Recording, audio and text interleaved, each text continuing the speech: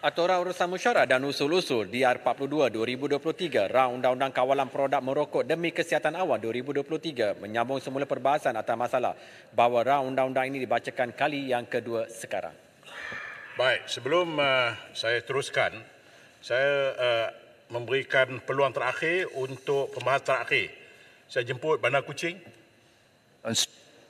Tan Sri, kalau saya boleh mencelah untuk mengalu-alukan bakal pemimpin kita, pelajar-pelajar daripada pelajar dan juga guru-guru mereka daripada sekolah menengah sains Sekolah Selangor, one of the top performing school. Terima kasih Tan Sri. Okey, lazimnya saya akan minta supaya Ahli Berhormat maklumkan sesiapa juga yang akan bangun ucap, tetapi oleh ini special day. Hari terakhir, selamat datang semua. Terima kasih Tan Sri.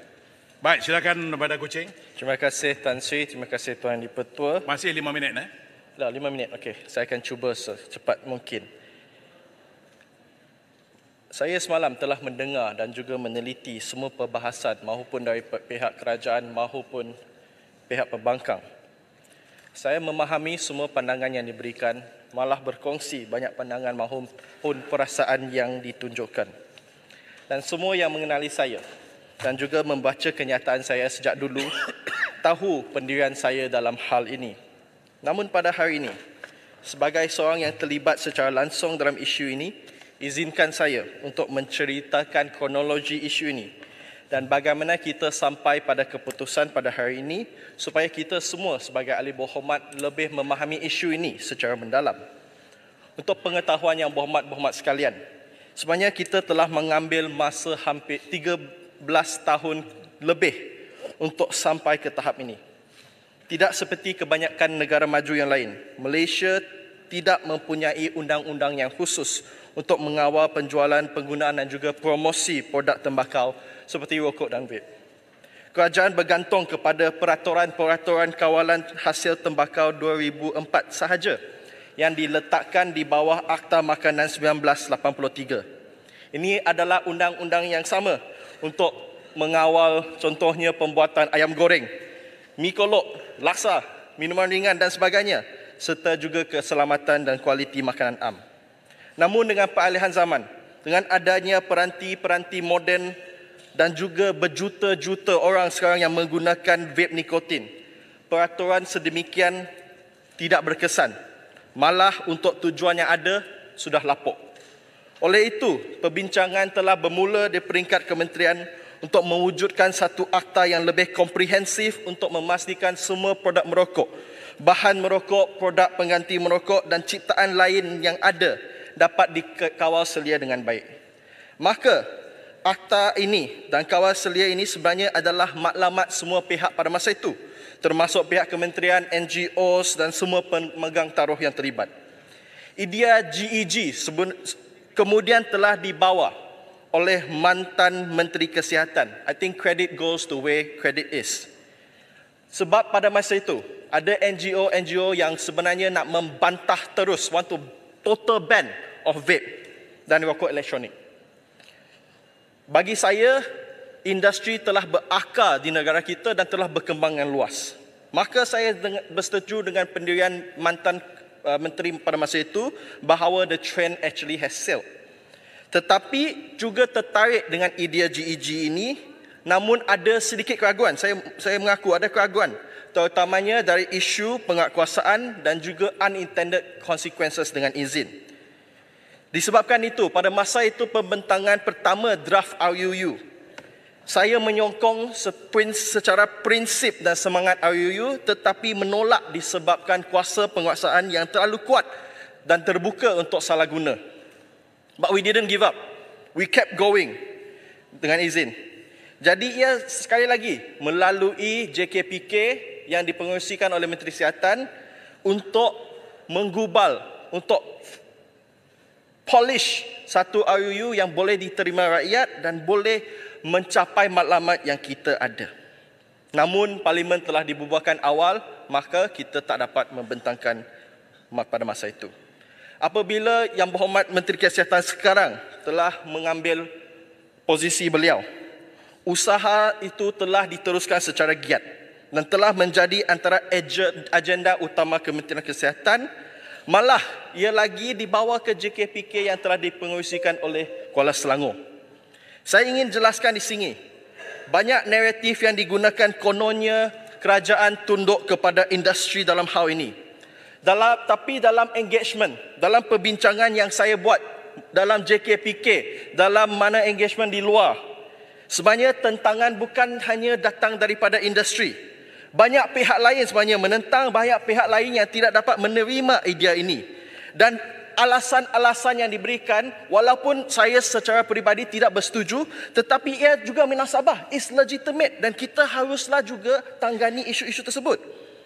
Ada yang kata, lobby-lobby industri ini berkuasa, kita tunduk. Tetapi let's be honest, lobbying sebenarnya is part of democracy. Setiap dasar yang ada memang ada lobby-lobby. Kenapa cuma dalam isu ini kita kata kerajaan tunduk kepada industri? Isu lain ada industri yang juga melobi. So let us set the record straight. Let's be fair, let's be mature about this. Izinkan saya tambah, because ini penting saya nak rekodkan dalam Hansard. Jadi walaupun mendapat tentangan dan halangan, we kept on going. We kept the bill alive as long as we can, and we push it untuk keputusan kabinet. Pada masa itu, kabinet perlu mendengar daripada semua pihak. Dan pihak AGC telah menjelaskan kebimbangan mereka dari sudut perlembagaan. Sama ada kita setuju atau tidak. Dan saya ingin letak dalam rekod bahawa saya tidak setuju.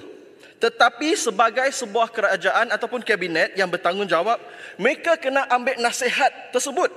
Kerana takkan satu kerajaan nak push through satu undang-undang yang tidak berperlembagaan.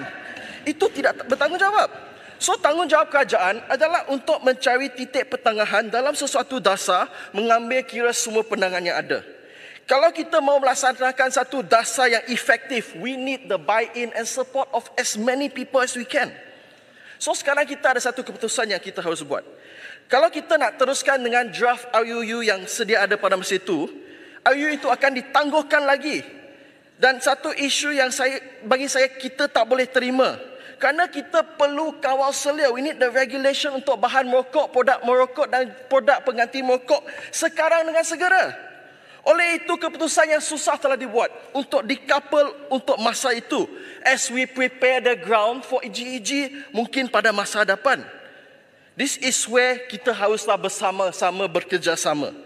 GEG itu satu idea yang novel, satu idea yang inovatif, namun bukannya tak ada tentangan maupun isu-isu implementasi. Bisa ambil tak laluan sikit, Kucing. Kita tak ada masa, saya tak ada masa.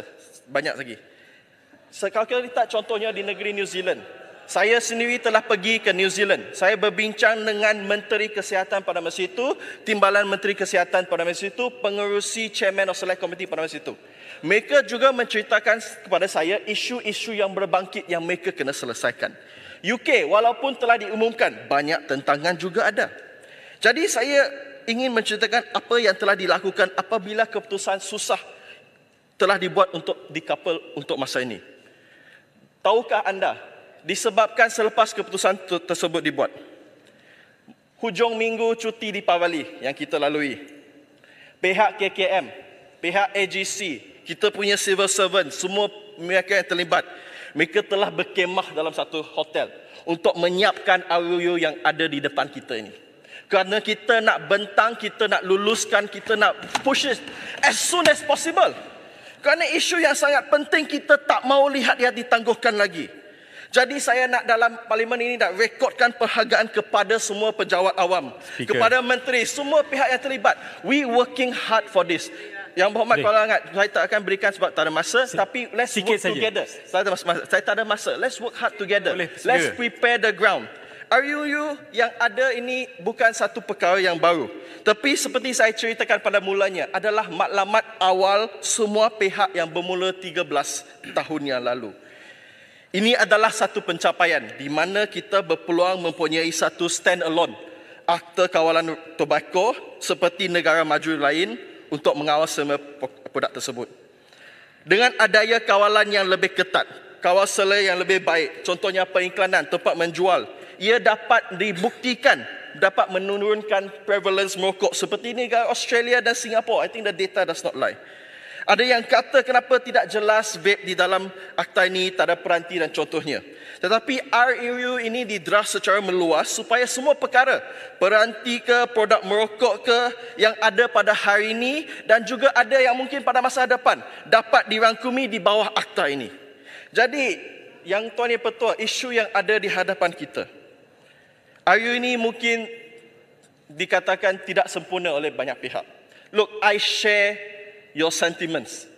Sejak mula saya telah mengeluarkan pendirian saya. Ia mungkin tidak apa yang kita mahukan. Tapi this is the best RUU that we need right now. Dan ini haruslah diluluskan segera. Jadi kita ketepikanlah agenda politik kita. Kita ketepikanlah agenda peribadi kita. Let us do what's right. Let us pass this today. Dan marilah kita bersama, kerjasama untuk mungkin prepare the ground untuk idea inovatif seperti GEG dan lain untuk masa depan. Dengan itu, saya mohon menyokong. Sekian, terima kasih. Baik, terima kasih. Saya sekarang akan menjemput Menteri untuk menggulung dan seterusnya menjawab semua persoalan-persoalan telah dibangkitkan dalam masa 20 minit. Silakan. 20 minit. Sebelum itu Tan Sri Speaker, kita Dewan mengalu-alukan kedatangan 28 businessman dari China, Zhuhai, yang menghadiri sidang kita ini. 欢迎我们来自中国的朋友。 Terima kasih. Welcome. Silakan Menteri. Terima kasih, Betul. Dah macam menggulung ya YB Kelvin tadi. Sama setuju dah. Bismillahirrahmanirrahim. Take your time. Assalamualaikum warahmatullahi wabarakatuh. Salam sejahtera dan salam Malaysia Madani. Tuan Yang Pertua, pertama-tamanya saya ingin mengucapkan ribuan terima kasih kepada kesemua 27 orang ahli yang berhormat yang telah bersungguh-sungguh dalam membahaskan rang undang-undang yang saya kira mendapat perhatian bukan sahaja dari kalangan ahli parlimen, baik dari pihak kerajaan maupun dari pihak pembangkang, tetapi juga dari masyarakat pelbagai lapisan termasuk profesional, NGO, ibu bapa dan juga pelajar sendiri. Ahli parlimen yang telah membahaskan semalam dan hari ini termasuklah YB Pasir Gudang, Langkawi, Parit Sulong, Kuala Langat, Segamat, Tanjung Karang, Jempol, Kuala Nerus, Wangsa Maju, Tasik Gelugor, Batu, Pengkalan Cepa, Temeloh, Betong, Padang Besar, Tumpat, Putrajaya, Pokok Sena, Macang, Kapar, Kuala Selangor, Bentong, Sibu, Beruas, Jelutong, Sungai Petani dan akhirnya Kuching. Walaupun pelbagai rencam dan aksi perbahasan yang saya lihat semalam ya, kadang-kadang kita tengok suhu pun agak panas semalam dalam perbahasan, sehingga ada juga yang agak dalam mood provokasi dan mengherdik saya pun ada. Tapi saya okey, Tan Sri Yang Di-Pertua. Saya ni memang jenis orang yang boleh menerima pandangan. Agree to disagree, yang penting saya tak makan dik-herdik. Terjaya. Cuma saya nak bawa hadis Ar-Rasul SAW. Ini pesan Rasulullah. Nabi bersabda, aku berwasiat kepada kamu agar bersikap baiklah terhadap wanita. Itulah kalimat yang diulang-ulang hingga 3 kali Rasulullah sebut dalam khutbah perpisahannya. Sebelum Rasulullah pergi meninggalkan kita. Nabi melanjutkan lagi, janganlah mencari-cari alasan untuk menyakiti mereka, iaitu wanita. Ini hadis sahih. Jadi gitulah ya. Jangan buatlah kat wanita lain. Tapi tak nafi juga saya rasa dalam dewan ni pun ramai yang gentle. Ramai. Ya, ramai insya-Allah. Jadi saya juga membuat kesimpulan yang Di-Pertua, ramai yang prihatin dan sebenarnya sayang terhadap generasi masa depan kita. Hampir separuh ya yang kecewa dan marah apabila generasi Endgame atau GEG digugurkan daripada RUU yang stand alone ini. Jadi saya akan jawab sebentar lagi walaupun YB Kuching dah sebut sedikit tadi. Tapi ahli parlimen sekalian, perlulah juga kita ingatkan ya. Kita bukan saja mahu melahirkan generasi yang tidak merokok ya. Tapi sama pentingnya untuk kita melahirkan generasi yang tidak rasuah. Generasi yang tidak sakau duit rakyat. generasi pemfitnah, dan kita juga tidak mahu lahirkan generasi yang membuta tuli walak kepada pemimpin. Tuan Yang Bertua, hari ini saya akan menggulung dan menyentuh perkara-perkara yang menyentuh dasar daripada rang undang-undang ini. Penggulungan ini akan saya fokuskan kepada 10 perkara penting, iaitu pertama, pengguguran peruntukan generasi penamat rokok GEG, strategi mewujudkan negara bebas amalan merokok, isu berkaitan peranti merokok, peruntukan orang belum dewasa, kawalan berkait produk rokok elektronik jenis pakai buang, isu berkaitan penguatkuasaan, kos rawatan penyakit berbanding hasil cukai, definisi bahan merokok dan juga produk pengganti tembakau, isu berkaitan rokok tidak sah dan juga pendaftaran produk merokok. Tuan Yang Dipertua, perkara pertama iaitu pengguguran peruntukan generasi penamat rokok atau GEG. Saya ingin merujuk kepada soalan daripada 15 orang ahli yang berhormat, termasuk Pasir Gudang, Langkawi, Parit Sulong, Kuala Langat, Segamat, Tasik Gelugor, Kuala Nerus, Betong, Termeloh, Tanjung Karang, Putrajaya, Pokok Sena, Kapar, Kuala Selangor dan Beruas berkaitan pengguguran peruntukan generasi penamat rokok di bawah RUU baharu ini. Pengguguran peruntukan GEG daripada rang undang-undang ini merupakan satu keputusan secara kolektif atau kebertanggungjawaban bersama oleh pihak kerajaan. Merujuk kepada pandangan Jabatan Peguam Negara, terdapat isu ketidaksamarataan dan diskriminasi kedudukan undang-undang dalam peruntukan-peruntukan GEG dengan memberi layanan yang berbeza terhadap seorang yang lahir sebelum 1 Januari 2007 berbanding dengan layanan terhadap orang yang lahir selepas 1 Januari 2007. Oleh yang demikian, konsep GEG yang ingin dilaksanakan ini akan menyebabkan layanan yang berbeza terhadap dua kumpulan yang lahir pada tahun yang berbeza, tidak kiralah tahun yang ditetapkan. Oleh itu, pihak Jabatan Peguam Negara mempunyai pandangan bahawa peruntukan ini boleh dicabar di mahkamah kerana bercanggah dengan perkara 8 Perlembagaan Persekutuan. Walaupun betul ada ahli parlimen yang menggubal, walaupun betul ahli parlimen yang menggubal undang-undang dan menentukan polisi di mana yang disebut oleh Pasir Gudang, namun pendapat dan nasihat Jabatan Peguam Negara haruslah diambil kira dalam penggubalan mana-mana undang-undang yang akan dibentangkan supaya tidak bercanggah dengan mana-mana undang-undang sedia ada, terutamanya Perlembagaan Persekutuan, di mana yang Kuching sebut juga tadi. Justru itu, mengambil kira pandang ini, Kementerian telah membuat tindakan susulan demi meneruskan pembentangan rang undang-undang ini. Ini kerana ia adalah sangat penting untuk menutup kelompangan undang-undang yang sedia ada untuk memastikan terdapat kawal selia yang komprehensif terhadap kesemua produk merokok termasuk rokok elektronik atau vape, dan ia menjadi keutamaan dan perlu diluluskan segera. Penguatkuasaan yang lebih ketat akan menjamin keberkesanan rang undang-undang ini insya-Allah dalam mengurangkan prevalence merokok sebagaimana yang telah dilaporkan di beberapa buah negara seperti Singapura, Australia dan juga New Zealand. Pemantauan dan penilaian bagi RUU ini akan tetap dijalankan secara berterusan dan diperkukuhkan. Walaupun peruntukan GEG tidak dimasukkan dalam rang undang-undang ini, ia tidak bermaksud Kementerian memandang ringan masalah merokok di negara ini.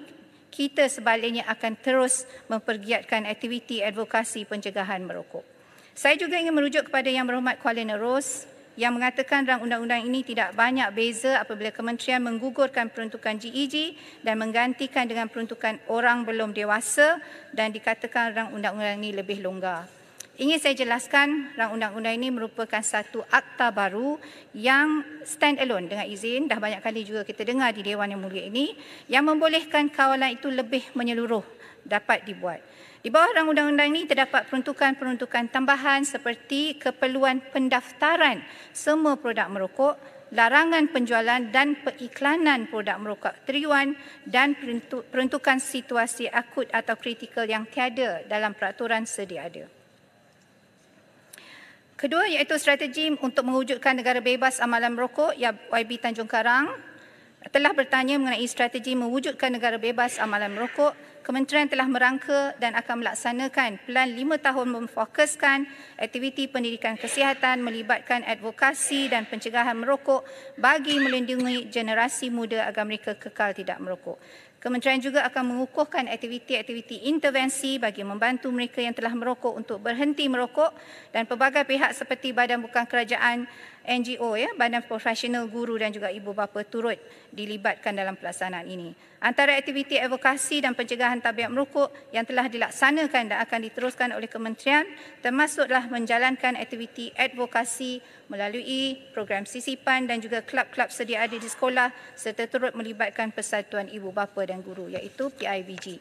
Memperkasakan juga badan sukarelawan dan kelab sedia ada dalam menjalankan advokasi di institusi pengajian tinggi. Memperkasakan badan sukarelawan dan kelab belia dalam menjalankan advokasi di persekitaran awam, melaksanakan inisiatif rumah bebas asap rokok di bawah program Komuniti Sihat Pembina Negara atau KOSPEN bagi memastikan persekitaran komuniti sebut bebas dari asap dan wap produk merokok, dan promosi melalui pelbagai media dan aktiviti secara komprehensif kepada kumpulan sasar dilaksanakan secara kolaborasi dengan rakan strategi atau agensi dan institusi awam dan swasta, sukarelawan, pertubuhan bukan NGO, pengamal media, ejen dalam komuniti bagi memastikan pembudayaan hidup sihat dan kelestarian persekitaran yang menyokong kesejahteraan kesihatan selari dengan teras satu agenda nasional Malaysia Sihat. Perkara ketiga iaitu berkaitan isu peranti merokok. Saya ingin merujuk kepada soalan Parit Sulong, YB Langkawi, Putrajaya, Pokok Sena dan juga Macang berkaitan pengguguran peruntukan peranti merokok. Pengguguran tafsiran dan peruntukan peranti merokok dalam RUU ini dilaksanakan memandangkan terdapat kekeliruan berkaitan pertindihan kawalan peranti oleh agensi-agensi lain. Bagi peranti merokok, kawalan yang dicadangkan oleh RUU sebelum pindaan yang terkini iaitu DR 25/2023 adalah melibatkan pengiklanan yang boleh menjurus kepada penggalakan pembelian dan penggunaan produk merokok. Walau bagaimanapun, sebarang pengiklanan secara tidak langsung, contoh kalau ada peranti A kemudian dinyatakan pula di situ seperti merokok merupakan satu keseronokan. Ini tak boleh. Contoh yang dinyatakan ini dikawal di bawah pasal 7 RUU ini dan kementerian akan terus memantau jika ada keperluan di masa hadapan untuk tujuan selain daripada ini, mungkin tujuan perubatan atau perkara ini mungkin akan dikaji semula dimasukkan ke dalam peraturan yang lain. Khusus bagi peranti merokok, contohnya Kementerian Perdagangan Dalam Negeri KPDN menetapkan standard keselamatan bagi peranti merokok di bawah Perintah Perihal Dagangan iaitu Perakuan dan Penandaan Peranti Rokok Elektronik 2022. Kemudian Kementerian Pelaburan, Perdagangan dan Industri MITI juga akan mengawal aspek penghilangan peranti contohnya. Jadi berkaitan dengan soalan yang diajukan oleh YB Parit Sulong adalah adakah rokok elektronik jenis pakai buang ditafsirkan sebagai bahan merokok dan bagaimana kawalan periklanan dalam talian rokok elektronik jenis pakai buang ditafsirkan sebagai bahan merokok sebagaimana yang dinyatakan dalam fasa 2/1 RUU ini. Tafsiran ini mengambil kira bahan merokok yang terkandung di dalamnya. Oleh kerana itu, pengiklanan produk rokok elektronik jenis pakai buang termasuklah pengiklanan dalam talian adalah dilarang di bawah pasal 7(F).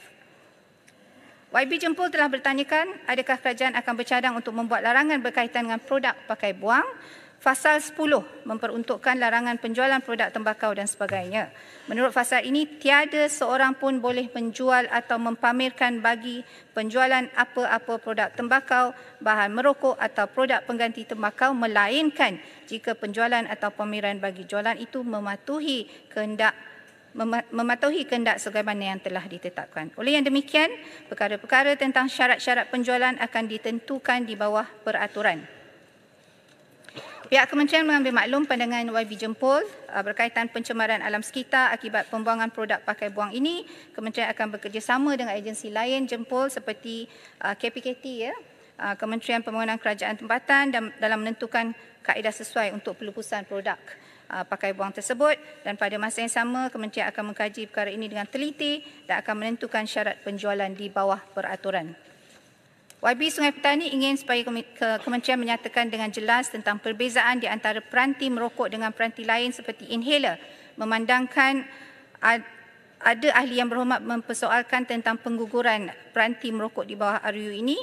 Jadi perhenti merokok merupakan alat yang digunakan untuk memanaskan produk merokok sama ada secara elektronik maupun secara mekanikal. Sebagaimana yang saya nyatakan tadi, walaupun perkataan atau definisi merokok telah digugurkan, peranti merokok telah digugurkan, kawalan terhadap periklanan yang menjurus kepada pembelian produk merokok, produk tembakau, bahan merokok atau produk pengganti tembakau masih dikawal di bawah Fasal 7 Rang Undang-Undang ini. Berkaitan dengan peranti lain seperti inhaler yang merupakan peranti perubatan yang dikawal di bawah pihak berkuasa Peranti Perubatan Malaysia atau MDA. Kemudian saya masuk ke peruntukan orang belum dewasa, OBD. Saya ingin merujuk kepada soalan daripada Tanjung Karang, YB Tanjung Karang berkaitan peruntukan pemilikan yang tidak dimasukkan dalam RUU ini. Dalam RUU ini, isu berkaitan pemilikan telah diteliti secara mendalam melalui pelbagai platform termasuk sesi taklimat bersama ahli parlimen dan juga perbincangan dalam Jawatankuasa Pilihan Khas JKPK bagi menimbang rang Undang-Undang Kawalan Produk Tembakau dan Merokok 2022 DR 29/2022 serta juga Jawatankuasa JKPK Hal Ehwal Wanita dan Kanak-kanak dan Pembangunan Sosial 2022. Jawatankuasa yang dianggotai oleh bipartisan ini telah bersetuju secara sebulat suara agar peruntukan berkaitan pemilikan digugurkan bagi mengatasi isu pemeriksaan badan atau body searching sekiranya kesalahan ini dilakukan oleh orang belum dewasa atau OBD. Soalan daripada YB Sibu tentang maksud mengunyah produk tembakau di bawah Fasal 17 dan mengapakah perlakuan mengunyah turut dikawal. Now, Fasal 17 melarang orang belum dewasa merokok, mengunyah atau menggunakan mengikut apa jua cara apa-apa produk tembakau atau merokok apa-apa produk pengganti tembakau. Khusus bagi isu mengunyah tembakau di bawah Fasal 17.1, mana-mana orang belum dewasa dilarang menggunakan dengan apa cara produk tembakau termasuk penggunaan secara mengunyah. Jadi yang ini saya rasa kalau orang Johor dipanggil macam songel, songel. Orang lain ada yang kata sentil lah. Sentil. Macam itulah. Jadi larangan ini dilaksanakan bagi melindungi golongan yang orang belum dewasa daripada bahaya ketagihan nikotin. Ya, jadi bila dia songel, dia kunyah tu ada nikotin di situ. Secara saintifik, apabila seorang itu mengunyah produk tembakau, nikotin akan diserap ke dalam kapilari darah melalui lapisan dinding mulut semasa aktiviti mengunyah produk tembakau. Mengunyah produk ini juga telah terbukti secara saintifik akan memberikan implikasi kepada kesihatan termasuk kanser mulut. Jadi jangan banyak songeh, nanti boleh kena kanser mulut. Ini adalah rujukan daripada Gupta S, Gupta R, Sinha Din N, Mahrota R, iaitu relationship between type of smokeless tobacco and risk of cancer, a systemic review. Ini ada buku, paper tentang hal ini. YB Sibu juga menyatakan tentang apakah perbezaan aktiviti mengunyah produk NRT, adakah ia akan turut dikawal di bawah rang undang-undang ini. NRT atau Nicotine Replacement Therapy adalah dikawal di bawah peraturan kawalan dadah dan kosmetik 1984 dan tidak dikawal di bawah rang undang-undang ini. Kementerian menyediakan perkhidmatan berhenti merokok dengan menawarkan NRT dalam bentuk chewing gum atau bentuk patch dan produk ubatan NRT sememangnya telah digunakan sebagai rawatan berhenti merokok terutamanya dalam kalangan perokok yang mempunyai tahap ketagihan yang tinggi. Tuan Yang Pertua, seterusnya isu berkaitan penguatkuasaan. Saya juga ingin menjawab soalan YB Jempol, YB Tanjung Karang mengenai kuasa penguatkuasaan yang terlalu besar dan boleh terdedah kepada salah guna kuasa. Di bawah Fasal 24 dalam kurungan 1 RUU, pegawai diberi kuasa iaitu PDK adalah mana-mana orang yang dilantik oleh Menteri Kesihatan untuk menjalankan aktiviti-aktiviti penguatkuasaan berkaitan RUU ini. Pegawai diberi kuasa PDK menjalankan tugas mengikut garis panduan penguatkuasaan yang ditetapkan oleh Kementerian dan aktiviti penguatkuasaan oleh PDK dipantau dan diselia dari masa ke semasa. Pegawai diberi kuasa juga tertakluk kepada undang-undang lain yang berkuat kuasa semasa menjalankan tugas seperti Suruhanjaya Pencegahan Rasuah Malaysia, SPRM, dan sebarang aduan yang melibatkan aktiviti penguatkuasaan yang melibatkan integriti PDK akan dijalankan siasatan untuk pengesahan dan tindakan lanjut. Semua PDK yang dilantik juga diberikan kad perakuan kuasa untuk tujuan identifikasi semasa menjalankan aktiviti penguatkuasaan. Ini bagi mengelakkan penyamaran dan penyalahgunaan kuasa oleh pihak-pihak yang tidak berkaitan. Selain daripada itu, pemakaian kamera badan ataupun body camera untuk kegunaan penguatkuasa semasa operasi penguatkuasaan perundangan kesihatan awam seperti Akta Makanan 1983 dan Akta Pemusnahan Serangga Pembawa Penyakit 1975 telah dilaksanakan sejak tahun 2022. Dengan pemakaian body camera ini juga, imej dan profesionalisme pegawai penguatkuasa Kementerian Kesihatan dapat dikekalkan. Aktiviti pemeriksaan premi, serbuan dan siasatan merupakan antara aktiviti yang penting dalam tugasan penguatkuasaan. Dan aktiviti ini memerlukan tahap profesionalisme yang tinggi oleh anggota penguatkuasaan dan sangat terdedah kepada pelbagai risiko.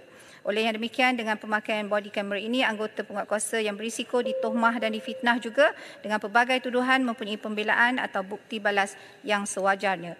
Imej dan profesional pegawai penguatkuasa di Program Kesihatan Awam Kementerian Kesihatan Malaysia di mata awam dapat insya-Allah dipertingkatkan. YB Tanjung Karang bertanyakan mengenai apakah pengukuhan penguatkuasaan yang dijalankan oleh Kementerian Kesihatan Malaysia.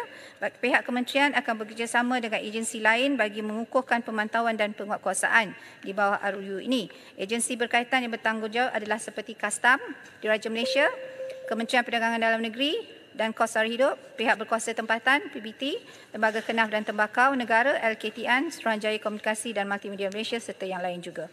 Pengukuhan penguatkuasaan ini meliputi kawalan pengipotan, penghilangan, pengedaran, pencuitan dan juga pengiklanan. Tanjung Karang meminta penjelasan berkaitan Fasal 35/3 di mana ketua pengarah boleh mengarahkan benda yang disita itu dijual dan hasil jualan itu dipegang oleh pegawai diberi kuasa. Bagaimana status hasil jualan barang yang dirampas yang dipegang oleh pegawai diberi kuasa sekiranya tiada dakwaan diteruskan atau tiada tuntutan dilakukan, adakah pegawai diberi kuasa boleh terus menghak milikkan hasil jualan tersebut? Peruntukan di bawah Fasal 35(3) ini memperuntukkan kuasa kepada ketua pengarah untuk menjual atau melupuskan apa-apa barang dengan izin perishable nature or subject to speedy and natural decay. Bagi hasil jualan apa-apa barang yang dinyatakan tadi, hasil jualan itu dipegang oleh pegawai diberi kuasa sementara menanti keputusan apa-apa pendakwaan di bawah rang undang-undang ini atau tuntutan di bawah fasal ini. Jika tiada pendakwaan dibuat, maka hasil jualan tersebut akan diuruskan mengikut prosedur kewangan semasa. Soalan daripada YB Wangsa Maju. Yang dipertua boleh sikit masa lagi. Soalan daripada YB Wangsa Maju iaitu bagaimanakah cara kementerian menjalankan penguatkuasaan di sekolah. Kementerian akan terus bekerjasama dengan Kementerian Pendidikan Malaysia dalam memastikan penguatkuasaan di sekolah dapat dilaksanakan. Jadi sebenarnya ini telah bermula lama, Yang Berhormat. Sejak daripada tahun 1975 telah ada perkeliling berkenaan kerjasama ini. Contohnya Kementerian Pendidikan telah mengeluarkan surat perkeliling ikhtisas yang ini bilangan 6A/1975, disiplin murid menghisap rokok, ini SPI Bill 1/1983, garis panduan kempen anti merokok di sekolah juga ada perkeliling, SPI Bill 5/1997, sekolah sebagai kawasan larangan merokok dan SPI bilangan 4/1997. Jadi hukuman ke atas murid menghisap rokok bagi mengawal gejala merokok dalam kalangan warga Kementerian Pendidikan terutamanya murid sekolah.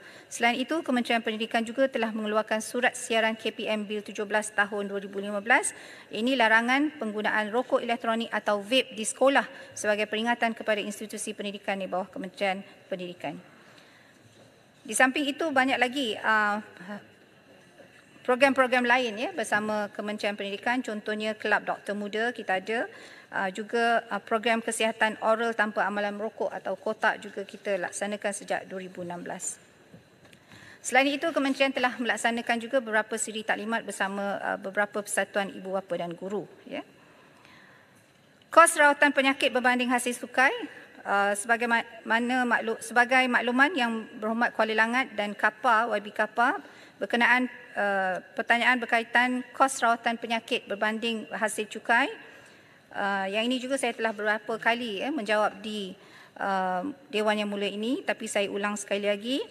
Jumlah kos rawatan bagi penyakit tidak berjangkit NCD utama yang juga boleh dikaitkan dengan komplikasi merokok seperti kardiovaskular dan kanser, termasuk juga diabetes pada tahun 2017 adalah dianggarkan sebanyak 9.65 bilion.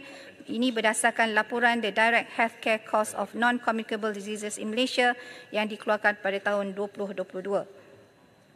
Bagi anggaran rawatan untuk merawat 3 penyakit kronik, kardiovaskular, kanser dan penyakit paru-paru kronik akibat komplikasi merokok adalah 8.77 bilion menjelang tahun 2030. Ini diunjurkan. Selain daripada itu, kajian oleh Tan Q. Y et al. Pada tahun 2019 telah melaporkan bahawa tabiat merokok dianggarkan telah menyebabkan kehilangan produktiviti sebanyak 275.3 bilion. Kos-kos rawatan ini adalah jauh lebih tinggi berbanding kutupan cukai rokok yang dianggarkan sekitar 2 hingga 3 bilion setahun.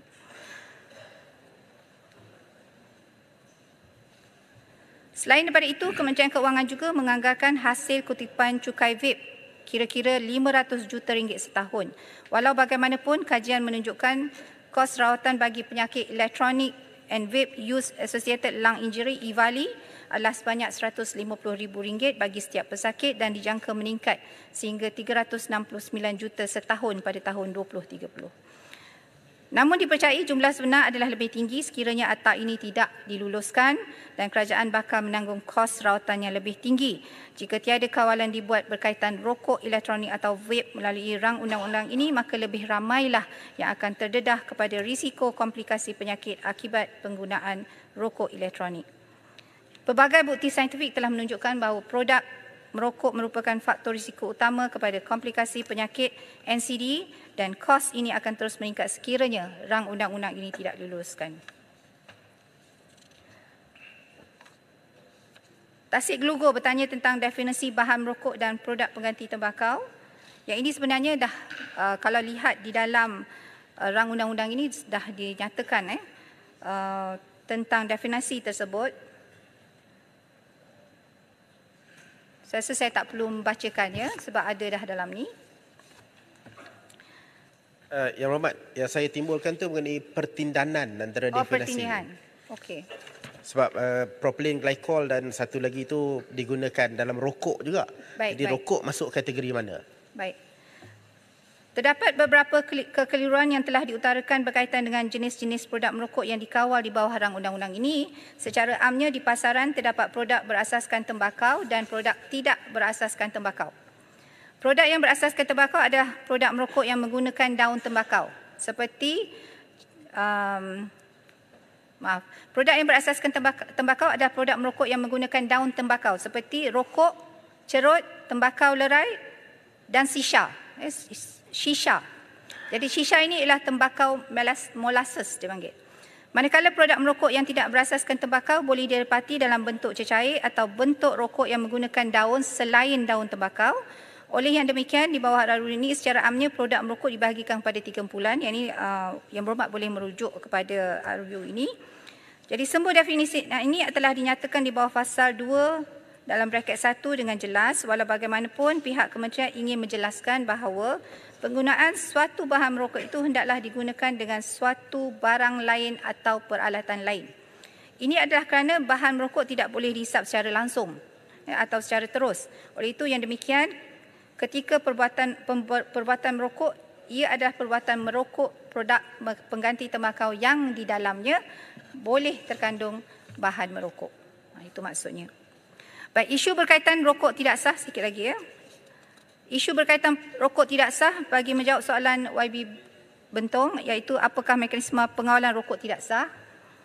Masalah lembakan rokok tidak sah memerlukan kawalan secara holistik termasuklah kawalan penguatkuasaan di sempadan yang lebih ketat oleh Jabatan Kastam Diraja Malaysia dan agensi penguatkuasaan lain yang berkaitan. Kawalan yang ketat ini akan mengekang kebolehdapatan rokok tidak sah di pasaran Malaysia. Kementerian Kesihatan Malaysia juga telah mengadakan perbincangan bersama agensi penguatkuasaan seperti Polis Diraja Malaysia, Jabatan Kastam, Kementerian Perdagangan Dalam Negeri dan Kos Sara Hidup serta pihak berkuasa tempatan dalam menyelaras dan memperkukuhkan kawalan produk merokok di pasaran termasuk pemantauan dan penguatkuasaan kawalan rokok tidak sah. Selain daripada itu, peruntukan pendaftaran di bawah RUU ini akan membantu penguatkuasaan dalam mengenal pasti rokok tidak sah. Produk rokok yang didaftarkan di bawah RU ini juga diwajibkan untuk mematuhi keperluan amaran kesihatan bergambar yang turut membantu dalam mengenal pasti rokok tidak sah. Perkara terakhir, pendaftaran produk merokok yang ditanyakan oleh YB Sibu, iaitu adakah semua produk tembakau perlu didaftarkan semula di bawah akta baru ini. Di bawah RU ini, semua produk merokok perlu didaftarkan berdasarkan fasa 3 dan pendaftaran ini termasuklah juga produk tembakau yang telah sedia ada di pasaran. Namun begitu, berdasarkan fasa 54 iaitu peralihan, pihak industri akan diberi masa selama 6 bulan dari tarikh kuat kuasa akta ini untuk mendaftarkan produk mereka. Tuan Di-Pertua. Yang Berhormat Menteri, boleh saya timbulkan sedikit isu mengenai hal itu juga. Dalam perkara 41, saya timbulkan semalam dalam perbahasan saya. Dalam 41 dikatakan Ketua Pengarah mengeluarkan garis panduan untuk pendaftaran. 54.1 bagi masa 6 bulan daripada penguatkuasaan. Bolehkah kita dapatkan jaminan daripada Berhormat Menteri bahawa garis panduan pendaftaran akan keluar pada hari akta dikuatkuasakan dan bukan selepas itu? Sebab tak ada faedah, bukan tak ada faedah, minta maaf. Sebab akan jadi kesukaran sekiranya akta lulus kuat kuasa hari ini, garis panduan keluar 2 bulan lagi. Jadi maksudnya nak daftar macam mana dalam masa 2 bulan, akhirnya tinggal 4 bulan sahaja dan 2 bulan terbazir. Sebab itu yang ini saya timbulkan semalam. Nanti saya dapatkan penjelasan yang itu.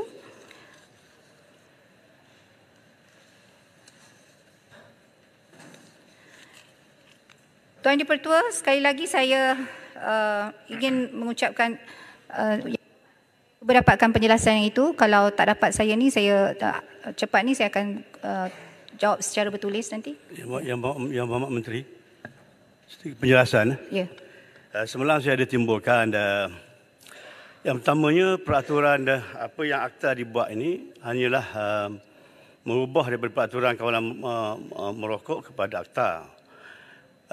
Tapi ia tidak ada banyak penambahan di situ. Cuma saya mencadangkan dalam buat masa akan datang supaya dibuat perubahan supaya GEG itu semangat itu mesti diteruskan supaya ada satu generasi yang akhirnya tidak terus merokok. Adakah kerajaan bercadang satu masa untuk kita pindah balik supaya boleh lebih ketat lagi undang-undang ini untuk kita mengawal generasi akan datang daripada terus merokok? Terima kasih. Saya yang berhormat, saya akan jawab dalam penutup saya ni. Tuan Yang Di-Pertua, sekali lagi saya mengucapkan terima kasih kepada semua ahli-ahli yang berhormat yang telah berbahas dan telah memberikan pandangan berkaitan rang undang-undang ini. Saya ingin menyatakan sekali lagi bahawa perkara yang mendesak adalah untuk memastikan agar kita mempunyai akta dengan izin stand alone dan komprehensif untuk mengawal selia produk tembakau, bahan merokok dan produk pengganti tembakau, terutamanya bagi menangani isu penggunaan rokok elektronik atau vapes yang semakin berleluasa. Sebelum saya teruskan penutup, saya jawab Yang Berhormat Kek Lugo dulu. Jawapannya boleh. Garis panduan pendaftaran produk akan dikeluarkan serentak dengan tarikh penguatkuasaan RU ini. Baik.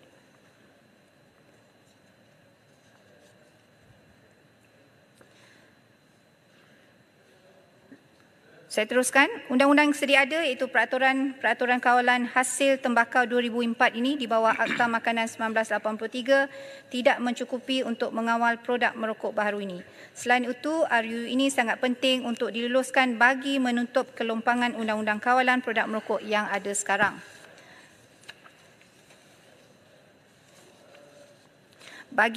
Sebelum saya mengakhiri, jawapan kepada Kuala Nerus, seperti yang saya nyatakan di awal tadi dan beberapa kali juga, semangat pada hari ini adalah sebenarnya untuk meluluskan terlebih dahulu rang undang-undang yang sangat komprehensif ini terhadap kawalan produk merokok, bahan-bahan merokok dan juga produk pengganti merokok, dan ia perlu dilaksanakan segera.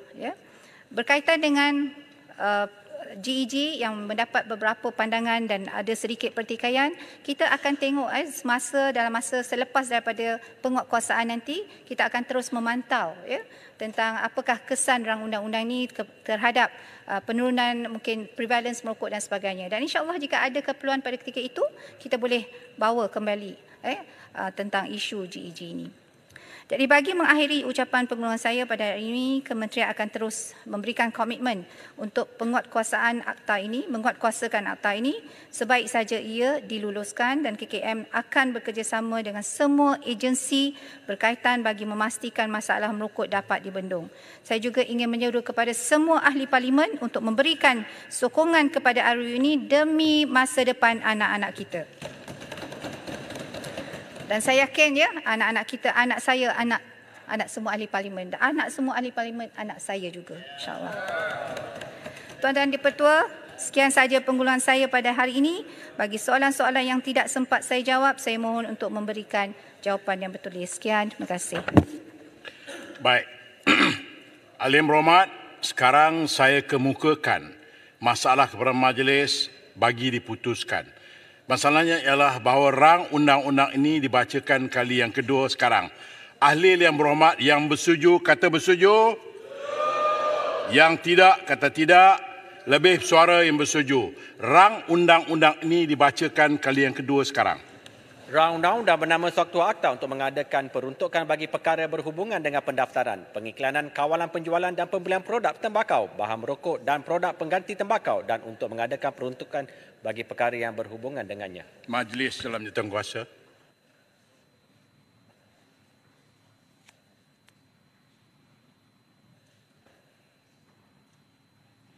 Baik, terima kasih. Silakan, saudara. Pasal-pasal 1 hingga 54. Silakan, Muhammad. Terima kasih. Yang makan Tanjung Karang dulu. Tanjung Karang dulu, sorry. Kuala Langat. Sorry, Kuala Langat. Terima kasih Tuan Pengurusi.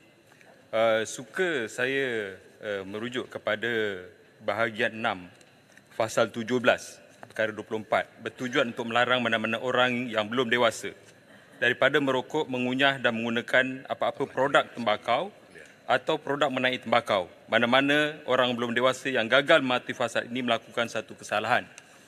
Seperti mana yang saya bawa usul 57(2) yang telah ditolak. Saya kira dalam RUU ini yang menjadi fokus kita selepas GEG ini digugurkan adalah berkaitan dengan orang belum dewasa. Bagaimana kita nak mengelakkan generasi belum dewasa ataupun orang dewasa ini sebaiknya dia tidak akan merokok selepas mereka ini dewasa. Sehingga itu satu fokus yang penting yang akhirnya jumlah perokok akan mengurang dan penyakit akibat komplikasi merokok ini juga akan mengurang. Cuma saya suka merujuk kepada peraturan yang sedia ada di bawah Akta Makanan 1983, Akta 281, yang mana sudah ada dalam peruntukan ataupun peraturan kawalan hasil tembakau PPHT 2004, peraturan 13. Dan dalam peraturan 13 ini, dan peraturan-peraturan inilah yang diguna pakai sekian lama oleh penguatkuasa kita di bawah sana dalam menguatkuasakan undang-undang di bawah Akta Makanan ini. Saya rujuk kepada perkara 13.1, orang-orang belum dewasa yang merokok, mengunyah, membeli atau mempunyai di dalam milikannya apa-apa hasil tembakau, sama ada untuk kegunaan sendiri atau tidak, melakukan suatu kesalahan dan apabila disabitkan boleh didenda tidak melebihi RM1,000. Makna di bawah Akta Kawalan Makanan ini ada peraturan, dan peraturan ini memperuntukkan dalamnya mempunyai dan memilikinya. Bermakna pemilikan itu juga sudah menjadi kesalahan. Dan kalau kita melihat kepada pasal 17 ini, kita tidak melihat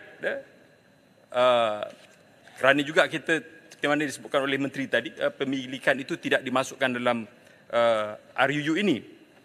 Cuma saya mencadangkan sebagai mungkin memudahkan lagi apa yang telah diamalkan oleh penguatkuasa kita di bawah sana selama ini untuk memasukkan juga pemilikan ini di bawah Section 17 ni. Dengan memasukkan 17.1, tiada seorang pun yang merupakan orang belum dewasa boleh merokok, mengunyah, mempunyai dalam milikannya dan kemudian atau menggunakan mengikut dan seterusnya. Kerana saya kira bukan sahaja daripada sudut advokasi, pencegahan, pendidikan, tetapi daripada sudut tindakan dengan penguatkuasaan.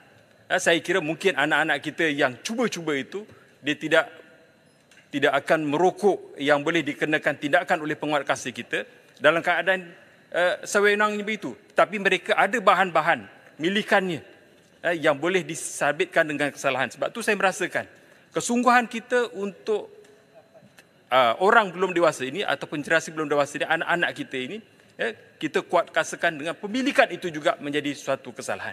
Saya ingat ini yang lebih realistik. Jadi itu harapan saya. Dan satu lagi, saya ingat sudah akademik tapi mungkin boleh jadi pengajaran kepada kita. Sebagai ahli jawatan kuasa pilihan khas kesihatan, saya bukan saja kecewa dengan GEG ini digugurkan, dan saya kira matlamat lebih besar itu untuk meluluskan seperti mana disebutkan oleh Yang Berhormat Menteri. Tetapi kaedahnya, kalau kerajaan menyebutkan, sepatutnya kita bentangkan pada hari kedua dalam sidang Dewan ini. Kerajaan, Yang Berhormat Menteri menyebutkan bahawa ditangguhkan disebabkan memberikan laluan kepada urutan mesyuarat yang sudah ada disenaraikan dalam aturan urusan mesyuarat. Dan saya kira, saya minta maaf, ini sesuatu yang saya kira tidak jujur. Kerana saya sebagai ahli jawatankuasa pilihan khas pun tertanya-tanya. Kenapa? Dan apalagi orang luar di sana ataupun yang berkepentingan. Hatta juga doktor-doktor profesional kita ini juga bertanya-tanya.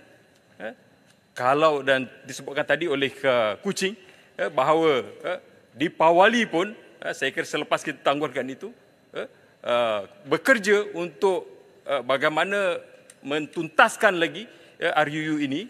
Saya ingat sudah ada hajat untuk kita gugurkan.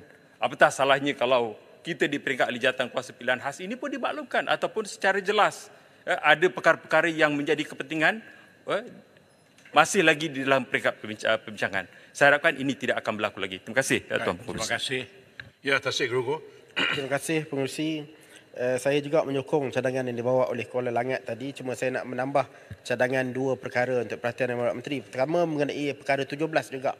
Saya nak mengusulkan yang Tan Sri Pengerusi, supaya perkara 17 akta ini perlu dipinda supaya jelas dan nyata bahawa kita turut mengawal vape dalam pasaran, terutama untuk golongan orang belum dewasa. Sekarang ini perkara 17 ini menyatakan bahawa orang belum dewasa tidak boleh menggunakan produk tembakau dan juga produk pengganti tembakau. Saya nak mengusulkan supaya perkara 17 dipinda sekarang dengan memasukkan bahan merokok. Kalau ikut definisi yang diberi oleh Yang Berhormat Menteri tadi, bahan merokok lebih sesuai untuk vape. Sebagai salah satu perkara itu turut dihalang agar ia dengan jelas memastikan bahawa vape juga adalah bahan yang diregulasi, terutama untuk orang belum dewasa. Jadi saya nak mencadangkan supaya 17.1 menjadi tiada seorang pun yang merupakan orang belum dewasa, ditambah dengan apa yang Kuala Langat sebut tadi, boleh merokok, mengunyah atau menggunakan di hujung itu, atau merokok apa-apa produk pengganti tembakau atau bahan merokok. Jadi for the sake of completeness, I think it should be included. Di waktu yang sama, pengerusi perkara kedua ialah sekali lagi mengenai perkara 54 tadi. Saya ucap terima kasih atas jaminan yang diberi oleh Yang Berhormat Menteri bahawa garis panduan pendaftaran akan dikeluarkan serentak dengan tarikh kuat kuasa. Ini kerana perkara 3.1 menyatakan semua produk perlu didaftarkan. 4.1 mengatakan bahawa Ketua Pengarah akan menentukan cara pendaftaran. 54.1 menyatakan bahawa masa 6 bulan diberikan untuk produk didaftarkan. jaminan tadi adalah satu perkara yang mengembirakan, dan jadi bagi saya 54-1 seboleh-bolehnya dipinda sesuai dengan semangat yang dinyatakan oleh Yang Berhormat Menteri tadi, yang mana ada dinyatakan dalam ini. Kalau saya baca panjang ayat di awal tu, sebelum permulaan kuat kuasa subsection 31 dan 14.1 atau ini hendaklah dalam tempoh 6 bulan dari tarikh, dan saya cadang dipinda tarikh penerbitan garis panduan pendaftaran oleh Ketua Pengarah seperti subsection 14.1, bukannya seperti yang sedia ada sekarang dari tarikh permulaan akta ini. Again, for the sake of clarity seperti yang disebut oleh Yang Berhormat Menteri, dan supaya ada keselarasan.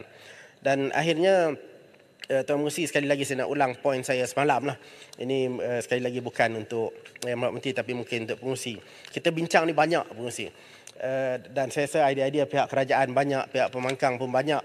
Dan kalau dilihat sebenarnya apa yang kita lakukan hari ini seolah-olah semua perbahasan kita as if it was merely academic.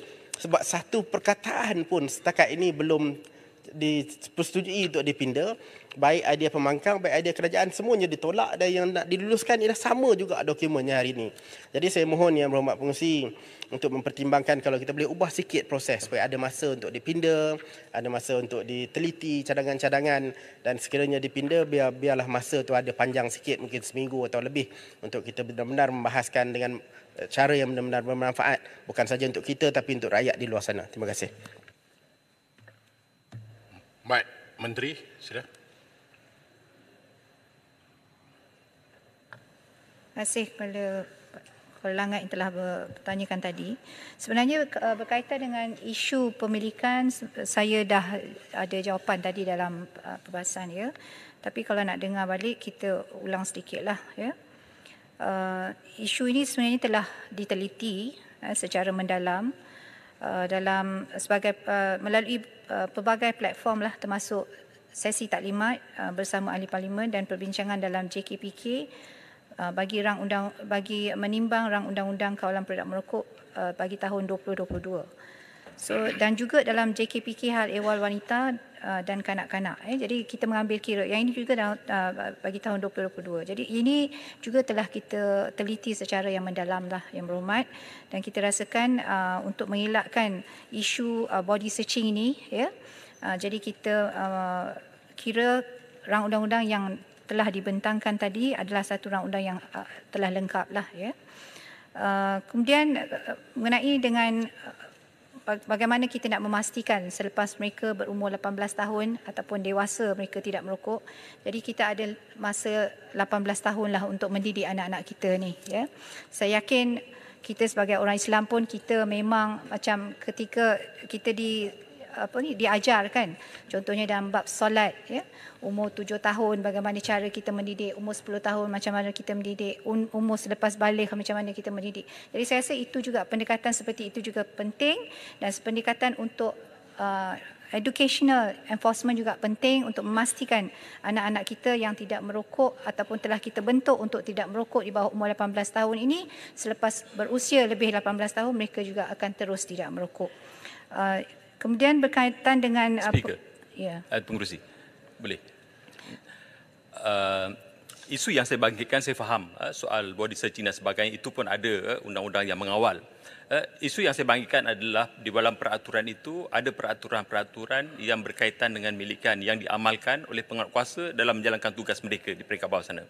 Dan mungkin baiknya kalau ada penyelarasan di peringkat undang-undang yang akan kita luluskan ini, pemilikan, atau saya tahu mungkin selepas ini akan digugurkan milikan di bawah peraturan kawalan tembakau tu. Tapi saya harapkan kalau tidak gugurkan, memudahkan penyelarasan daripada sudut undang-undang kita dan juga peraturan, dan penguatkuasaan yang berlaku akan dilakukan oleh penguatkuasa kita di bawah sana. Itu maksud saya. Baik. Jadi keperluan-keperluan lain mungkin kita boleh tengok nanti dalam peraturan lah. Itu sebab itu bawah kuasa menteri. Kemudian saya memang sangat berterima kasih lah kepada jawatankuasa khas Parlimen yang di bawah Datuk Seri Zulkifli Kuala Selangor yang telah memberikan komitmen yang tinggi dan komitmen yang tidak berbelah bagilah terhadap rang undang-undang ini apabila kita telah menyerahkan kepada JKPK dalam sesi yang lepas kita memberi kepada JKPK untuk melihat kembali tentang rang undang-undang tersebut, ya. Tapi saya juga yakin bahawa pada kali ini rang undang-undang yang kita telah bahaskan dan telah kita luluskan tadi di peringkat dasar, saya rasa insya-Allah, ya, adalah satu rang undang-undang, saya teruskan lagi, ada rang undang-undang yang stand alone dan merangkumi keseluruhan daripada apa yang kita semua dalam Dewan ini merasakan perlu dikawal, terutamanya vapes yang semakin berleluasa lah, ataupun elektronik, rokok elektronik. Jadi saya rasa saya mungkin merakamkanlah dalam Dewan ini ucapan ribuan terima kasih dan setinggi-tinggi tahniah juga kepada JKPK yang telah melaksanakan tugas dengan baik sepanjang sesi, berbelas-belas sesi lah, untuk melihat rang undang-undang tersebut.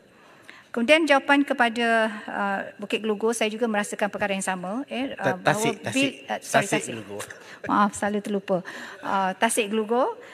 Sebenarnya, again saya re-emphasize, saya reiterate lagi bahawa rang undang-undang ini perlu kita luluskan pada hari ini juga.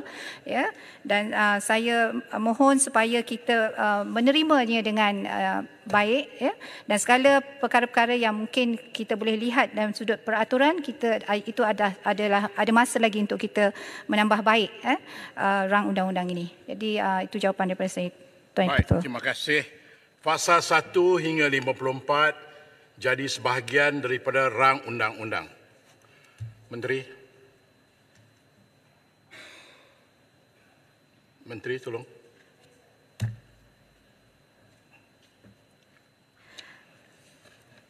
Saya mohon mencadangkan rang undang-undang ini dimaklumkan kepada majlis sekarang. Ahli yang berhormat, masalahnya ialah bahawa rang undang-undang ini dimaklumkan kepada majlis sekarang. Ahli yang bersetuju kata bersetuju. Yang tidak bersetuju kata tidak. Lebih suara yang bersetuju. Majlis bersidang semula sebagai majlis mesyuarat.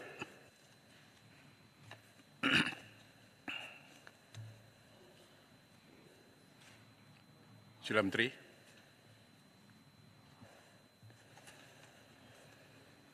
Tuan Yang di-Pertua, saya mohon memaklumkan bahawa rang undang-undang bernama suatu rang undang-undang kawalan produk merokok demi kesihatan awam 2023 telah ditimbangkan dalam jawatankuasa dan telah dipersetujukan.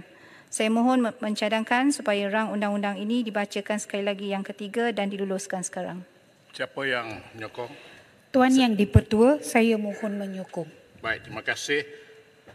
Masalahnya ialah rang undang-undang ini dibacakan kali yang ketiga dan diluluskan sekarang. Ahli-ahli yang bersetuju kata bersetuju. Setuju. Yang tidak kata tidak. Lebih suara yang bersetuju. Rang undang-undang ini dibacakan kali yang ketiga sekarang. Rang undang-undang bernama Suatu Akta untuk mengadakan peruntukan bagi perkara yang berhubungan dengan pendaftaran, pengiklanan, kawalan penjualan dan pembelian produk tembakau, bahan berokok dan produk pengganti tembakau dan untuk mengadakan peruntukan bagi perkara berhubungan dengannya. DR 26/2023, Rang Undang-Undang Makanan Pindaan 2023, bacaan kali yang kedua.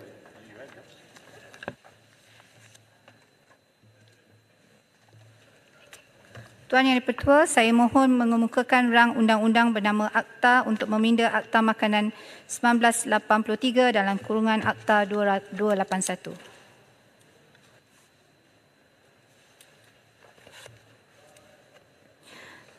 Bismillahirrahmanirrahim. Assalamualaikum warahmatullahi wabarakatuh. Salam sejahtera. Salam Malaysia Madani. Tuan di-Pertua, kawalan terhadap produk tembakau telah dikuatkuasakan di bawah Seksyen 36 Akta Makanan 1983 dalam kurungan Akta 281 iaitu pemakaian bagi tembakau dan sebagainya. Seksyen 36 Akta ini telah memperuntukkan kuasa untuk Menteri Kesihatan membuat peraturan-peraturan berkaitan kawal selia penggunaan tembakau dan hasil tembakau. Melalui kuasa menteri yang diperuntukkan di bawah Seksyen 36 Akta 281, suatu peraturan-peraturan kawalan hasil tembakau 2004 PUA 324 telah digubal dan dikuatkuasakan pada 24 September 2004. Susulan kelulusan Akta Kawalan Produk Merokok demi Kesihatan Awam 2023 di Dewan ini, pindaan perlu dibuat ke atas Akta Makanan 1983 dalam kurungan Akta 281 untuk memastikan tiada percanggahan dan pertindihan peruntukan antara kedua-dua perundangan ini. Tuan Dipertua, secara keseluruhannya rang undang-undang makanan pindaan 2023 ini merangkumi 4 fasal seperti berikut. Yang pertama, fasal 1 mengandungi tajuk ringkas dan peruntukan mengenai permulaan kuat kuasa akta yang dicadangkan. Fasal 2 bertujuan untuk meminda Seksyen 2 Akta 281 dengan memotong tarif tembakau dan hasil tembakau. Fasal 3 bertujuan untuk memotong Seksyen 36 Akta 281 untuk memotong peruntukan yang berhubung dengan tembakau dan hasil tembakau. Pemotongan ini berbangkit daripada penggubalan Akta Kawalan Produk Merokok demi Kesihatan Awam 2023. Peruntukan yang berhubungan dengan tembakau dan produk tembakau akan diperuntukkan dalam Akta Kawalan Produk Merokok demi Kesihatan Awam 2023 yang dicadangkan. Fasal 4 bertujuan untuk mengadakan peruntukan bagi kecualian. Tuan Dipertua, pindaan bagi fasal 1 adalah bagi memaklumkan mengenai tajuk ringkas dan permulaan kuat kuasa rang undang-undang ini, susulan pindaan yang dibuat. Bagi fasal 2, pindaan dibuat pada Seksyen 2 dengan pemotongan takrif tembakau dan hasil tembakau. Ini kerana kedua-dua takrif ini telah dimasukkan dalam Akta Undang-Undang Kawalan Produk Merokok demi Kesihatan Awam 2023 yang telah diluluskan dalam Dewan ini. Bagi fasal 3 pula, pindaan dibuat dengan memotong Seksyen 36 untuk memotong peruntukan yang berhubung dengan tembakau dan hasil tembakau. Ini kerana perkara-perkara berkaitan kawalan tembakau dan hasil tembakau telah dimasukkan dalam Akta Kawalan Produk Merokok demi Kesihatan Awam 2023.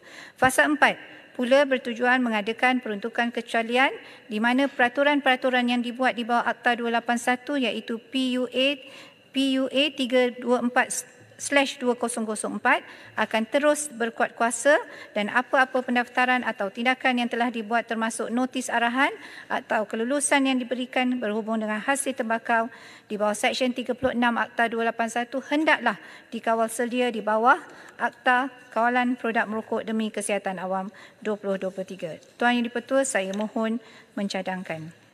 Ada sesiapa yang menyokong? Tuan Yang Dipertua, saya mohon menyokong. Ahli-ahli yang berhormat, masalah di hadapan majlis ialah rang undang-undang bernama suatu akta untuk memindah Akta Makanan 1983 dibacakan kali yang kedua sekarang dan terbuka untuk dibahas.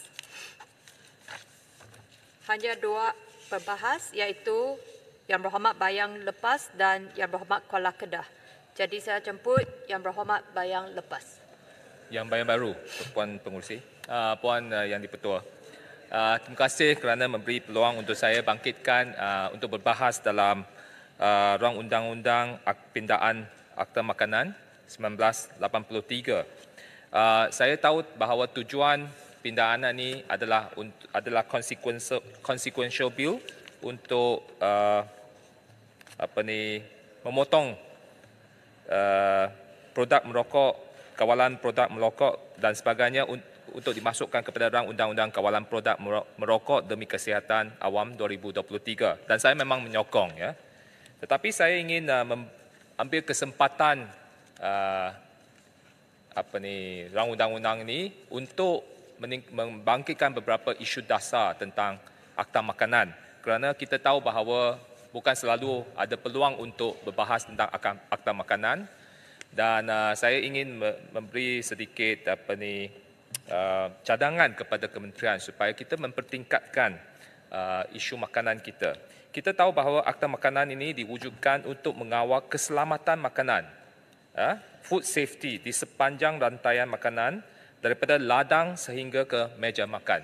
Ini adalah satu rantaian yang sangat besar dan dia memang sangat penting untuk kesihatan rakyat seluruh Malaysia. 32 juta rakyat Malaysia memang bergantung kepada akta ini untuk mengawal keselamatan makanan mereka, ya, food safety. Jadi sepanjang akta ini diwujudkan, saya difahamkan bahawa KKM memang pegawai-pegawai KKM memang menjalankan tugas dengan baik, ya. Jadi ini adalah sesuatu yang saya memuji KKM tentang ini. Walau bagaimanapun kita pun tahu bahawa selalunya kita dengar berita-berita daripada luar negara bahawa ekspor makanan kita ke luar negara dapat detect tentang isu carcinogenic, ya. Contohnya, 2 jenis instant noodle, ya, telah ditahan di negara di Taiwan oleh Jabatan Kesihatan mereka kerana mendapati bahawa instant noodle itu mempunyai elemen carcinogenic substances seperti ethylene oxide. Dan kita pun selalu dari semasa ke semasa mendengar bahawa bahan produk pertanian kita, contohnya vegetables, kita punya sayur-sayuran, buah-buahan ditahan di Singapura, dipulangkan balik kerana ada melebihi MRL. Dan kita pun tahu bahawa tahun lepas ada autoriti Singapura, SFA, juga recall telur-telur kita kerana ada dapat detect salmonella virus dan sebagainya. Dan saya tahu bahawa autoriti-autoriti di negara luar memang strict dan mereka ada standard yang sangat tinggi. Dan selalunya di luar negara dapat detect. Tetapi macam mana dengan negara kita? Adakah check dan juga inspection dilakukan secara berkala dan memastikan bahawa produk-produk ini memang selamat untuk dimakan oleh rakyat Malaysia? Sekarang kita ini time makan tengah hari. Kita setiap rakyat di sini termasuk ahli parlimen makan 3 kali sehari dan makanan itu memang harus selamat untuk dimakan oleh rakyat Malaysia. Jadi untuk negara kita, saya rasa harus ada satu wawasan di mana kita boleh menjadi food processing country kerana negara Malaysia mempunyai potensial yang besar for a big food processing industry. Kita lihat negara Thailand mempunyai food industry yang sangat kompetitif dan globally kompetitif. Dan Malaysia mempunyai potensi tersebut. Jadi adalah harus bahawa Kementerian Kesihatan menjalankan tugas dengan baik untuk inspect untuk membuat siasatan dan regular checks terhadap produk pertanian kita. Saya ingin memberi sedikit contoh untuk sayur-sayuran daripada negara kita. Dia apabila di ladang mereka produce, lepas tu mereka strict kepada supplier sampai ke restoran dan sebagainya. Kementerian Kesihatan tidak mempunyai tempat one stop center untuk cek mereka. Dan kita hanya ada satu lab di Pasar Borong Selayang, ya, Pasar Borong Kuala Lumpur yang di Selayang yang mempunyai state of the art. Betul, ada yang bagus. Tetapi saya nak bagi tahu bahawa sebenarnya ramai petani berkata bahawa selalunya mereka dapat saman 2 minggu selepas inspection. Okey. Apabila sayur-sayuran itu telah masuk ke pasar, telah dijual dan telah dimakan, lepas itu barulah supplier itu dapat saman daripada KKM kata melebihi pestisida dan sebagainya. Jadi ini menunjukkan satu kelemahan di dalam rantaian keselamatan makanan kita di mana kita tidak mempunyai rapid testing yang bagus. Dan saya nak beri contoh kepada KKM, kalau boleh ziarah ke Taiwan, Pasar Borong mereka mempunyai satu lab yang sangat-sangat maju di mana dalam 10 minit saja mereka boleh test lebih kurang 80 lebih substances. Adakah dia telah melebihi MRL dan sebagainya within 10 minutes. Jadi apabila ada 10 minutes you boleh check, you boleh immediately tahan sayur-sayuran atau buah-buahan daripada masuk ke pasaran dan terus memberi saman dan produk itu ditahan dan dikeluarkan daripada pasaran dan menjaga keselamatan makanan seluruh rakyat kita. Jadi kalau boleh kita harus tingkatkan kapasiti tersebut, mulakan di Pasar Borong Selayang dan lepas itu di pasar-pasar, dan kalau boleh Kementerian Kesihatan pegawai-pegawai harus turun kepada ladang-ladang, ya. Sememangnya ada berjadual, tapi laporan itu terlalu lambat. Sudah masuk kepada pasaran. Dan akhir sekali, saya ingin cadangkan kepada KKM, adakan satu sistem traceability di mana semua traceability daripada ladang sampai ke meja makan boleh menggunakan sistem traceability yang canggih. It can be done. For every stop, kita boleh cek siapa yang handle makanan tersebut, siapa petani, siapa yang cek makanan di pasar borong mana dan sebagainya. Traceability itu penting. Dan labeling, ya, labeling itu penting juga kerana kita tahu bahawa makanan ni selalunya kita ada banyak makanan label-label kita pun tak faham sebab dia terlalu kompleks. Gula dan sebagainya tu kompleks. For scientist orang boleh faham, tapi on layman orang tak faham. Jadi adalah perlu kita reform the labeling of all food product processing di market ni. Bagaimana dia boleh memberi maklumat yang we call it layman boleh faham lah, ya, untuk bukan saintis yang hanya saintis atau profesional boleh faham kepada rakyat supaya kita boleh beli makanan yang baik. Itu saja. Terima kasih Puan Yang di-Pertua. Terima kasih Yang Berhormat Bayan Melepas. Saya jemput Yang Berhormat Kuala Kedah. Terima kasih Tuan Yang Pertua. Assalamualaikum warahmatullahi wabarakatuh dan salam sejahtera. Tuan Yang Pertua, Kuala Kedah ingin mengucapkan jutaan terima kasih kerana memberi laluan untuk turut sama membahaskan RUU Akta Makanan Pindaan 2023 yang terbit dari Akta Ibu, Akta Makanan 1983, Akta 281. Kuala Kedah percaya bahawa pindaan pada akta ini dibuat berdasarkan rentetan pengenalan RUU Kawalan Produk Merokok Demi Kesihatan Awam 2023 yang dibahaskan oleh ahli yang berhormat dalam sesi sebelum ini dan di dalam Dewan Yang Mulia ini.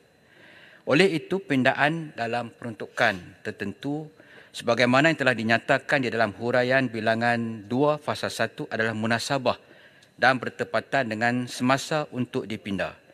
Tuan Yang Pertua, RUU mengenai pindaan Akta Ibu, Akta 281 mencadangkan pemotongan takrif tembakau dan hasil tembakau di dalam Seksyen 2 Akta berkenaan. Selepas pembentangan RUU Akta Kawalan Merokok Demi Kesihatan Awam 2023, didapati bahawa takrifan tembakau telah dimasukkan ke dalam RUU tersebut. Walau bagaimanapun, takrifan hasil tembakau tidak tertera di dalam RUU berkenaan. Dalam hal ini, Kuala Kedah ingin mendapat penjelasan dari pihak kementerian apakah terdapat keluasan maksud pada istilah hasil tembakau pada mana-mana klausa atau perundangan lain supaya pemotongan istilah berkenaan benar-benar mencapai maksud yang dikehendaki. Selain itu, apakah terdapat kajian saintifik bagi menangani masalah yang berpunca dari jenis-jenis hasil tembakau yang terkini dalam negara? Ini kerana terdapat penemuan produk alternatif bebas asap rokok seperti pengenalan sistem tembakau yang dipanaskan, Tobacco Heating System THS yang cuba menjustifikasi penggunaan risiko bagi perokok yang kesan negatifnya adalah sama seperti perokok lain. Dan terkini terdapat pula inovasi terbaru peranti yang dikenali sebagai IQOS Illuma menggunakan Smart Core Induction System dan Tyria Smart Stick System. Memang tidak dinafikan bahawa isu mengenai hasil tembakau ini menimbulkan polemik dalam kalangan masyarakat dan semalam didapati bahawa majoriti ahli-ahli yang berhormat membahaskan RUU Kawalan Produk Merokok Demi Kesihatan Awam dan Kuala Kedah pada ketika ini juga berpendirian supaya pihak kerajaan hendaklah istiqamah merealisasikan generasi penamat rokok GEG demi memelihara kelangsungan generasi yang sihat pada masa hadapan. Dalam hal ini, Kuala Kedah ingin mengetahui apakah pihak kementerian telah menyediakan inisiatif-inisiatif khusus atau program pemulihan seperti kaunseling dan sebagainya bagi mereka yang menghadapi ketagihan melampau selepas penguatkuasaan perundangan berkaitan dilaksanakan. Puan Yang Pertua, selain daripada tajuk Fasal 3 RUU ini mengesyorkan Akta Ibu dipindah dengan memotong Seksyen 36. Untuk pengetahuan Dewan Mulia ini, Yang Berhormat Menteri telah mengadakan Peraturan-Peraturan Kawalan Hasil Tembakau 2004 PU dalam kurungan A 324-2004 berdasarkan Akta Ibu 1983 Seksyen 36. Peraturan berkenaan juga mengalami pindaan untuk kali kedua yang dikenali Peraturan Kawalan Hasil Tembakau Pindaan nombor 2 2009. Seksyen berkenaan merujuk kepada kuasa menteri untuk membuat peraturan-peraturan yang ada kaitan dengan pengawal seliaan, pelabelan, tata cara pengambilan sampel hasil tembakau untuk dianalisis, premis larangan merokok, penjualan hasil tembakau dan peraturan-peraturan lain yang difikirkan manfaat oleh menteri. Sehubungan dengan itu, kalau kita ingin mendapatkan penjelasan tuntas dari Yang Berhormat Menteri, apakah mekanisme pihak kementerian untuk menentukan peraturan tertentu bagi mengadakan sesuatu peraturan berkaitan supaya peraturan-peraturan berkenaan dapat dilaksanakan dengan berkesan. Sejauh manakah libat urus pemegang taruh telah diusahakan bagi memastikan sesuatu peraturan itu relevan. Kalau Kedah juga ingin mendapatkan maklumat berkaitan keberkesanan dan sejauh manakah pelaksanaan Konvensyen Rangka Kerja Kawalan Tembakau, Pertubuhan Kesihatan Sedunia, Framework Convention on Tobacco Control, WHO, FCTC dengan izin, dalam menangani atau mengawal hasil tembakau selaras dengan dasar kesihatan awam. Tuan Yang Pertua, pada bahagian akhir dalam siri perbahasan kali ini, Kuala Kedah ingin menarik perhatian tentang pindaan, mengadakan seksyen kecualian seperti tertera dalam Fasal 4. Dalam Fasal 4-1 dan -2, menekankan hal kuasa seksyen berkaitan hasil tembakau serta permulaan kuasa Akta Kawalan Produk Merokok demi Kesihatan Awam 2023. Kuala Kedah ini ingin mendapatkan penjelasan tentang pelaksanaan strategi perundangan dan penguatkuasaan kawalan tembakau seperti yang terkandung dalam Pelan Strategik Kebangsaan bagi kawalan tembakau dan produk merokok 2021-2030.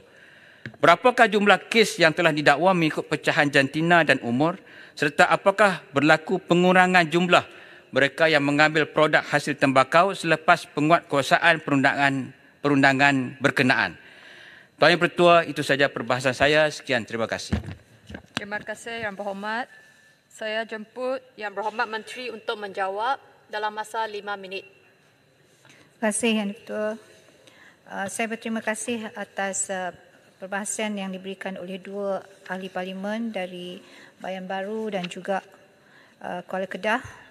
Jadi tentang cadangan-cadangan yang diberikan oleh Bayan Baru, saya ambil maklum. Memang betul, maksudnya Kementerian Kesihatan Malaysia juga melihat dari sudut keselamatan makanan, ya, dan beberapa perkara lah yang seperti yang disebutkan, ya. Kita juga memang melakukan inspection, atau inspection ataupun apa dalam bahasa Malaysia pemeriksaan, ya. Pemeriksaan secara yang berkala, ya, seperti yang kita tahu contohnya, kita ada contohnya ada pasar Ramadan, contohnya dalam pasar Ramadan, menjelang Ramadan memang kita selalu melakukan inspection ini, ya, dan kita memastikan penjual-penjual mengambil injections typhoid, ya, contohnya. Dan kita juga dalam projek-projek, contohnya projek-projek yang dilakukan oleh kementerian, for example ada projek IPR, contohnya menjual makanan, juga perlu memastikan mendapat kelulusan daripada bahagian makanan, ya, dari Kementerian Kesihatan Malaysia. Jadi insya-Allah cadangan-cadangan yang diberikan oleh Bayan Baru kita ambil keutamaan, dan kita lihat di mana kita boleh memperluas dan memperbaiki usaha-usaha itu. Cumanya kadang-kadang kita juga perlu menambahlah, kalau menambah usaha itu kadang-kadang kita kena juga menambah dari sudut perjawatan dan sebagainya. Saya juga terima kasih kepada Kuala Kedah, yes. Soalan daripada Kuala Kedah tentang hasil tembakau itu sebenarnya ditakrifkan sebagai produk tembakau, ya, dalam RU baru ini, dan ini ada dalam Fasal 2, ya, tentang tafsiran.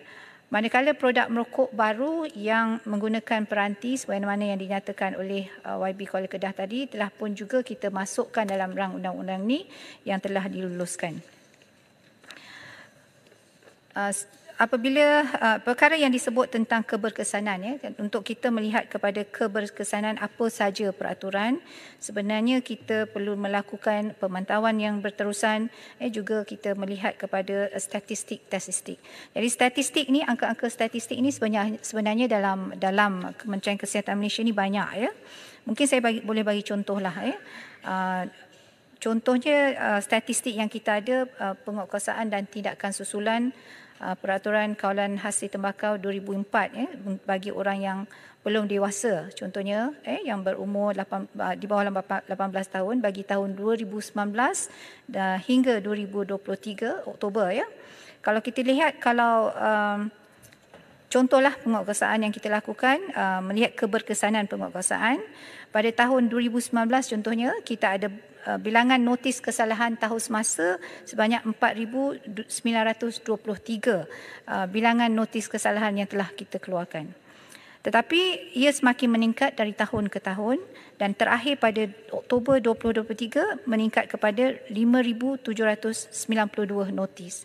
Dan daripada notis ini kita ada juga melihat berapa bilangan kompaunnya, berapa kes yang didakwa. Kemudian daripada kes yang didakwa itu berapa pula yang mengaku kepada salah terhadap kesalahan tersebut, nilai denda yang kita yang hasil daripada nilai denda dan sebagainya. Jadi statistik sebenarnya menunjukkan hasil keberkesanan daripada apa saja rang undang-undang ataupun penguatkuasaan yang kita laksanakan. Jadi saya mengambil maklum tentang apa yang telah dibawa oleh kedua-dua Bayan Baru dan juga Kedah, dan saya mengucapkan ribuan terima kasih.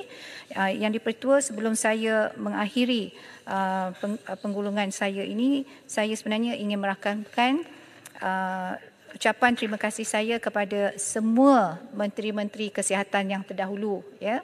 Kalau saya boleh namakan Tan Sri Dr. S. Subramaniam, ya, Datuk Sri Dr. Zulkifli Ahmad, Datuk Sri Adham Baba dan juga Tuan Khairi Jamaluddin di atas usaha-usaha yang telah dicurahkan sebelum ini dalam usaha menangani masalah merokok di Malaysia amnya, dan khususnya dalam usaha membangunkan rang undang-undang yang telah kita luluskan sebentar tadi. Jadi dengan itu saya mengakhiri penggulungan saya buat kali kedua. Terima kasih, Yang Pertua. Ahli-ahli yang berhormat, sekarang saya kemukakan masalah kepada majlis bagi diputuskan. Masalahnya ialah bahawa rang undang-undang ini dibacakan kali yang kedua sekarang. Ahli-ahli yang berhormat, yang bersetuju kata bersetuju, yang tidak bersetuju kata tidak. Lebih suara yang bersetuju, rang undang-undang ini dibacakan kali yang kedua sekarang. Rang undang-undang bernama suatu akta untuk memindah Akta Makanan 1983. Majlis dalam jawatan kuasa.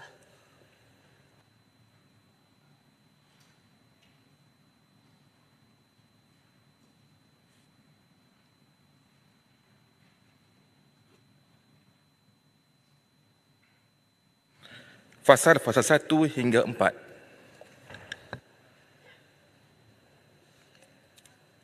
Fasal-fasal 1 hingga 4 jadi sebahagian daripada rang undang-undang.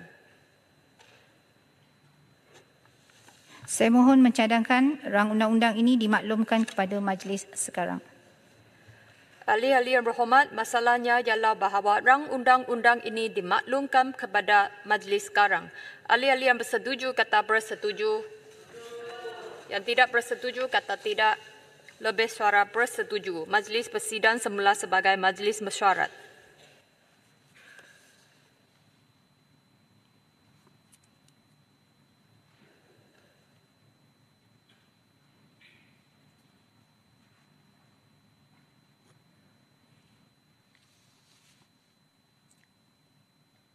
Tuan Yang Pertua, saya mohon memaklumkan bahawa rang undang-undang bernama suatu rang undang-undang makanan pindaan 2023 telah ditimbangkan dalam jawatankuasa dan telah dipersetujukan. Saya mohon mencadangkan supaya rang undang-undang ini dibacakan kali yang ketiga dan diluluskan sekarang.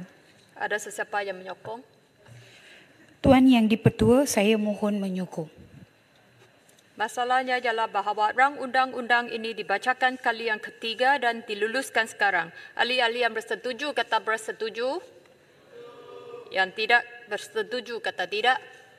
Lebih suara yang bersetuju. Rang undang-undang ini dibacakan kali yang ketiga sekarang.